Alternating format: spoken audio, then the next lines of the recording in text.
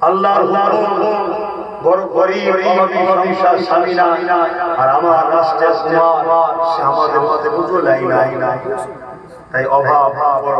হযরত ওমর ফারুক চোখ ভরা পানি নিয়ে বলছে, মা আমার হয়তো খবর পাইনি। কে বসে আছে?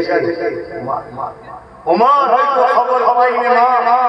এই বলে উঠে গিয়ে জাদু দিয়ে বাইতুল মাল থেকে খাবার টাবার যা আছে সব নিয়ে এসে সেই বুড়ি মহিলাকে দিয়ে বলছে, মা আমার হয়তো জান তাকে ক্ষমা করে দাও। মহিলা বলছে, না ধরবো।